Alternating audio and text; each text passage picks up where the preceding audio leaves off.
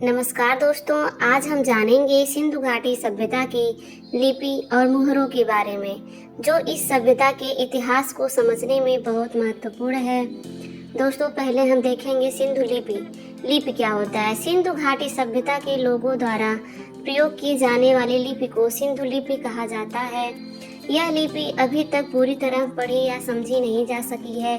इसके चिन्ह मुख्यतः मुहरों, मृदभांडों, ताम्रपत्रों और अन्य वस्तुओं पर मिले हैं। इसमें लगभग 400 के आसपास प्रमुख चिन्ह पाए गए हैं। अधिकांश अभिलेख बहुत छोटे हैं, इसलिए लिपि को पढ़ने में कठिनाई होती है।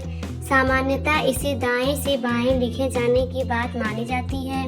कुछ अभिलेखों में प्रोस्ट्रोफेडान यानी कि एक पंक्ति दाएं से बाएं और अगली पंक्ति बाएं से दाएं शैली के संकेत भी मिले हैं। सिंधु लिपि के बारे में विद्वानों में अभी भी मतभेद है कि यह चित्रात्मक, प्रतीकात्मक या किसी भाषा की लिपि थी।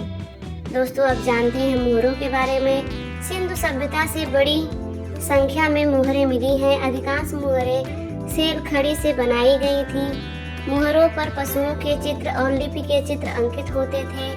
सबसे प्रसिद्ध आकृति एक सींग वाले पशु, जिसे सामान्यतः एक श्रृंगी या यूनिकॉर्न कहा जाता है, उसकी है। इसके अलावा बैल, हाथी, गैंडा, बाघ और भैंस आदि के चित्र भी मिलते हैं। पशुपति मुहर भी बहुत प्रसिद्ध है, जिसमें एक योगी जैसी आकृति दिखाई देती है। कुछ विद्वान इसे प्रोटोस्यू से जोड़ते हैं, हालांकि यह निश्चित रूप से सिद्ध नहीं है। मुहरों का उपयोग संभवतः व्यापार, पहचान, प्रशासन या धार्मिक उद्देश्यों के लिए किया जाता है। दोस्तों, इससे रिलेटेड कुछ क्वेश्चन भी बन सकते हैं, जैसे सिंधु सभ्यता की लिपि कैसी थी? सिंधु लिपि अभी तक अपठित है और सामान्यतः इसे दाएं से बाएं लिखे जाने की बात मानी जाती है। सिंधु सभ्यता की अधिकांश मुहरें किससे बनी थी? दोस्तों, सेल खड़ी से।